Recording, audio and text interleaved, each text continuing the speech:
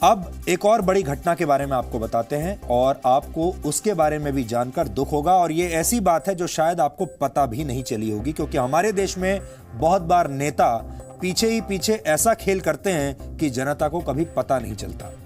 भारत में नेताओं पर और उनके राजनीतिक इरादों पर आम जनता वैसे भी बहुत कम भरोसा करती है। ऐसा क्यों है? आपने कभी सोचा है ऐसा क्यों है कि हमारे देश में लोग नेताओं पर भरोसा नहीं करते?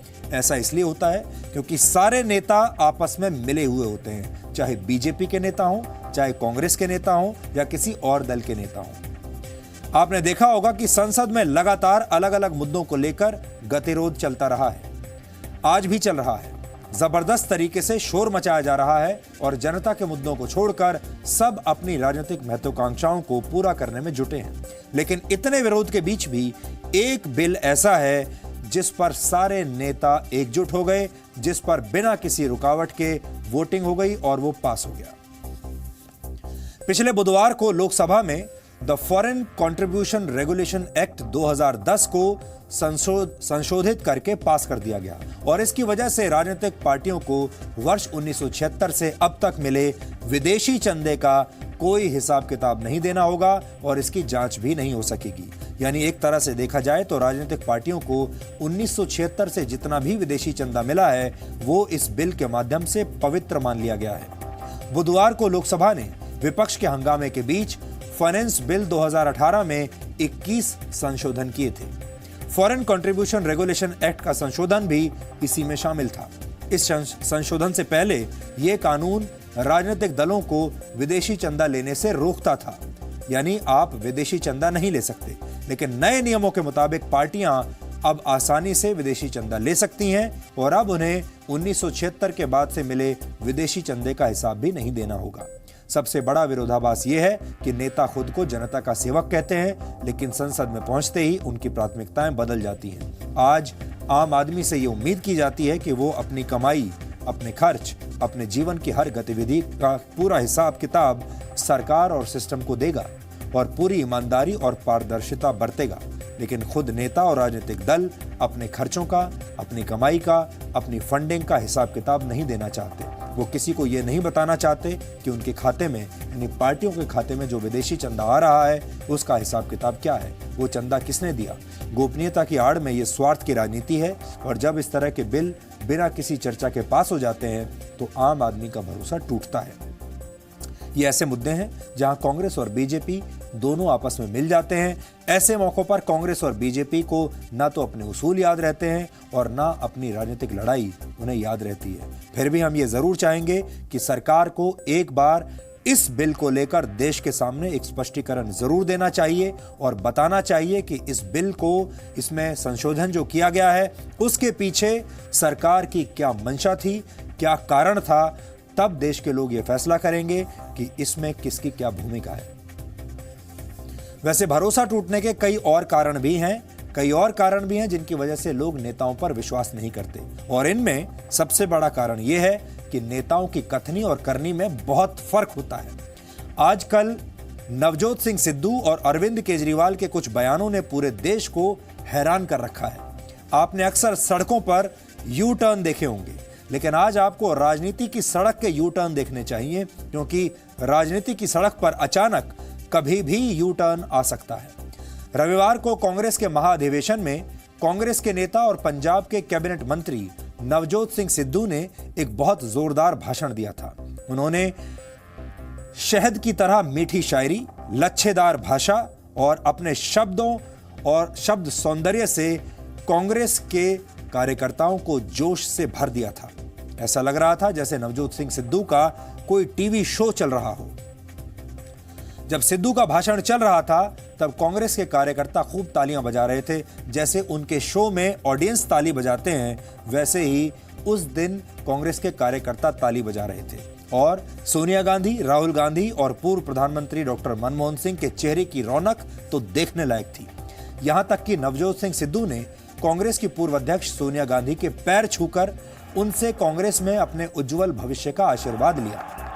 यह अपने आप में एक बहुत बड़ा विरोधाभास है, क्योंकि यही नवजोत सिंह सिद्धू पहले जब बीजेपी में हुआ करते थे तो इसी तरह की शायरी और इसी तरह के बड़े बड़े डायलॉग्स का इस्तेमाल इन्हीं मनमोहन सिंह और सोनिया गांधी के खिलाफ करते थे। ये राजनीति का दोहरा चरित्र है जिसे आज आपको एक बार फिर से समझना चाहिए। एक बार फिर से आपको पता तो जरूर होगा, लेकिन आज रिवीजन कर लेना चाहिए। हमने आपके लिए नवजोत सिंह सिद्धू की शायरी और डायलॉग्स का एक बहुत ही विशेष संकलन तैयार किया है। ये मनोरंजन से भी भरपूर है। इसे देखने के बाद आप ये मान जाएंगे कि राजनीति में कुछ भी असंभव नहीं है और राजनीति की सड़क पर कभी भी यू टर्न आ सकता है। एक तरफ राजा भोज, दूसरी तरफ गंगू तेली, एक तरफ नरेंद्र भाई मोदी, दूसरी तरफ बगैर दूल्हे की बारात।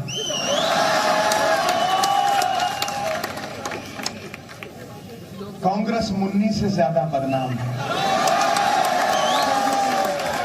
कांग्रेस मुन्नी से ज्यादा बदनाम है और शीला से ज्यादा नीलाम है।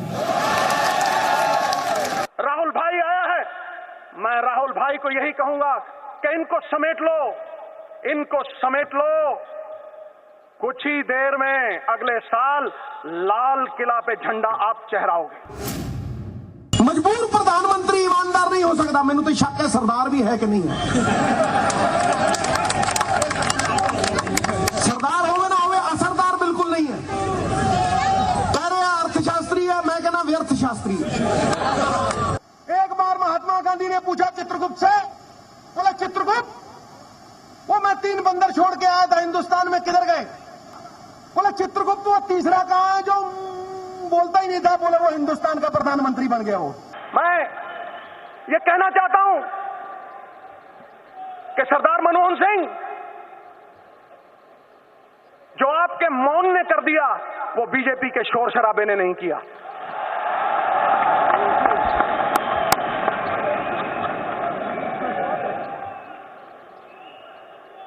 सयानों का कहा और आंवलों का खाया देर में पता लगता है। मुझे 10 साल बाद पता लगा सर। लेकिन आप कहेंगे देर आए दुरुस्त आए, तो आपके लिए कुछ अर्ज कर रहा हूं, आपके मौन के लिए कुछ अर्ज कर रहा हूं।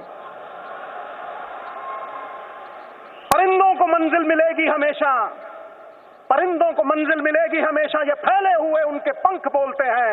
वही लोग रहते हैं खामोश अक्सर जमाने में जिनके हुनर बोलते हैं। मैंने गंगा नहा ली सर, आपके चरणों में सर रख के। आप सरदार भी हैं और असरदार भी हैं।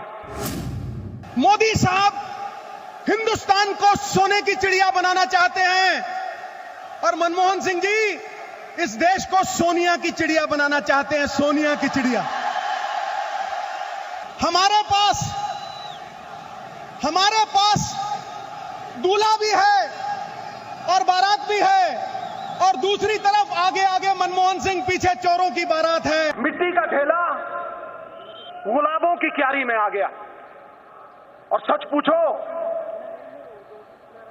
मैं जब भी सोनिया जी के सामने खड़ा होता हूं, कल कुर्सी भी लगाई थी लेकिन मेरी घुग्गी पोस्ट हो जाती, क्योंकि आकाश की कोई सीमा नहीं, पृथ्वी का कोई तोल नहीं, साधु की कोई जात नहीं, पारस और सोनिया जी का कोई तोल नहीं, कोई मोल नहीं। आपने दोनों भाषण सुन लिए, हमें कुछ ज्यादा कहने की जरूरत नहीं है। आप खुद अपना फैसला ले सकते हैं। आपने नवजोत सिंह सिद्धू का ये यू टर्न तो देख लिया, आपने वो तस्वीरें भी देख लिए। देखिए, ये वो तस्वीर है जिसकी सारे देश में चर्चा हो रही है। कैसे सोनिया गांधी के पांव छूकर अब आशीर्वाद ले रहे हैं, मनमोहन सिंह के पांव छूकर आशीर्वाद ले रहे हैं। अब दूसरा यू टर्न देखिए। अब दिल्ली के मुख्यमंत्री अरविंद केजरीवाल का यू टर्न देखिए। ये भी बड़ा खूबसूरत यू टर्न है। आज आप अन्ना हजारे के आंदोलन का दौर याद कीजिए। तब लोगों को लगता था कि अरविंद केजरीवाल जनता के अधिकारों के लिए भ्रष्टाचार के खिलाफ संघर्ष कर रहे हैं। तब देश के बहुत से लोगों को अरविंद केजरीवाल की बातों पर तुरंत यकीन हो जाता था। उस दौर में अरविंद केजरीवाल के हाथों में दस्तावेजों की मोटी मोटी फाइल हुआ करती थी और वो प्रेस कॉन्फ्रेंस करके देश की राजनीतिक पार्टियों के बड़े बड़े नेताओं पर बड़े बड़े गंभीर आरोप लगाते थे। ये बिना किसी ठोस सबूत के कैमरे के सामने आरोप लगाने वाली राजनीति थी जो शायद इस देश ने पहली बार देखी थी। इसलिए देश को बड़ी अच्छी लगी, लोगों को बड़ा अच्छा लगा कि ऐसा नेता भी एक आया है जो इस तरह की बड़ी बड़ी बातें करता है कैमरे के सामने, जिसके पास सारे सबूत हैं, जिसके पास पूरी फाइल है, दस्तावेज हैं और वो कुछ भी साबित कर सकता है। लाइट, कैमरा और एक्शन वाली इस राजनीति के सबसे बड़े खिलाड़ी अरविंद केजरीवाल थे और देश में इस राजनीति की शुरुआत करने वाले भी वही थे। लेकिन मुख्यमंत्री बनने के बाद उनकी सबूतों वाली फाइल और उनके भारी भरकम डायलॉग्स न जाने कहां गायब हो गए। जिन नेताओं पर अरविंद केजरीवाल ने बाकायदा अपनी प्रेस कॉन्फ्रेंस के दौरान आरोप लगाए थे, अब उन्हीं नेताओं से वो एक एक करके माफी मांग रहे हैं, कह रहे हैं कि गलती हो गई, माफ कर दीजिए, मेरे पास कोई सबूत है ही नहीं। आप ये भी कह सकते हैं कि आजकल उन्होंने माफियों वाली फाइल निकाल ली है। 16 मार्च को उन्होंने केंद्रीय मंत्री नितिन गडकरी से माफी मांगी। 2014 में अरविंद केजरीवाल ने एक प्रेस कॉन्फ्रेंस करके नितिन गडकरी पर भ्रष्टाचार के गंभीर आरोप लगाए थे। तब उन्होंने दावा किया था कि उनके पास जो कागज हैं, जो फाइल है, उसमें तमाम सबूत हैं और अगर ये सबूत अदालत तक पहुंच गए तो नितिन गडकरी बच नहीं पाएंगे। लेकिन अब उन्होंने बाकायदा चिट्ठी लिखकर नितिन गडकरी से माफी मांगी है। अब कह रहे हैं कि उनके पास कोई सबूत है ही नहीं। अरविंद केजरीवाल कपिल सिब्बल के बेटे और अकाली दल के नेता विक्रम मजीठिया से भी लिखित माफी मांग चुके हैं। इसके अलावा अब ऐसा लगता है कि वो वित्त मंत्री अरुण जेटली से भी शायद माफी मांग लेंगे। ऐसे में हो सकता है कि केजरीवाल की अगली चिट्ठी अरुण जेटली के नाम ही लिखी जाए, जिसमें उनकी माफी लिखी हो। अरविंद केजरीवाल की यह हालत देखकर उनके आलोचकों को बहुत मजा आ रहा है। कई नेता अब छांट कर उनके पुराने वीडियोस को ट्वीट कर रहे हैं और आज आप भी देख लीजिए कि अरविंद केजरीवाल किस तरह आरोपों की राजनीति करते थे और बिना किसी ठोस सबूत के बड़े बड़े आरोप लगा दिया करते थे और इन्हीं बड़े बड़े आरोपों के दम पर उन्होंने अपनी सरकार बना ली। यही आरोप लगाते लगाते वो सत्ता तक पहुंच गए और जब दिल्ली के मुख्यमंत्री बन गए तो उन्होंने माफी मांगनी शुरू कर दी। कुछ मीडिया वालों ने, कुछ बीजेपी वालों ने सोशल मीडिया पे बात फैलाने की कोशिश की कि मैं उनसे कोई समझौता करने गया हूं। मैं कोई समझौता नहीं करने गया। जो भी हमने नितिन गडकरी जी के खिलाफ आरोप लगाए थे, आज भी हम उन आरोपों पे कायम हैं और समझौते का कोई सवाल ही नहीं उठता। हाँ, नितिन गडकरी जी अगर अपना केस, उन्होंने मेरे खिलाफ मानहानि का केस कर रखा है, अपना केस वापस लेना चाहे ले लें। अगर उनको लग रहा है कि उन्होंने गलत कर दिया केस, अपना केस वो वापस लेना चाहे ले लें। मेरे उनके साथ समझौता करने का, उनसे माफी मांगने का उनसे सवाल ही नहीं उठता। हमारे पास इतने सबूत हैं कि नितिन गडकरी जी का ट्रायल अगर शुरू हुआ कोर्ट में, उनकी इतनी भद पिटेगी, आप देखेंगे। तो उस समय कह रहे थे कि हमारे पास इतने सबूत हैं नितिन गडकरी के खिलाफ और अब कह रहे हैं कि मेरे पास कोई सबूत नहीं है, इसलिए मुझे माफ कर दीजिए। कितना सुंदर यू टर्न अभी अभी आपने देखा। अरविंद केजरीवाल की ये बातें और ये तेवर उनकी हल्के स्तर की राजनीति का सबूत है। अगर उन्होंने उस वक्त थोड़ी सी सावधानी बरती होती और सच का साथ दिया होता तो आज उन्हें ये दिन देखने नहीं पड़ते और इस तरह माफी नहीं मांगनी पड़ती। कुल मिलाकर बड़ी बात यह है कि आजकल शातिर नेताओं की माफियों का जमाना चल रहा है और इससे यही सीख मिलती है कि अगर अगली बार कोई नेता अपनी राजनीतिक महत्वाकांक्षा को पूरा करने के लिए कोई प्रेस कॉन्फ्रेंस करके या अपने भाषण के दौरान बड़े बड़े आरोप किसी पर लगाए तो आपको उस पर आंख बंद करके भरोसा नहीं करना है और पुख्ता सबूत देखे बिना अपने मन में कोई राय नहीं बनानी चाहिए।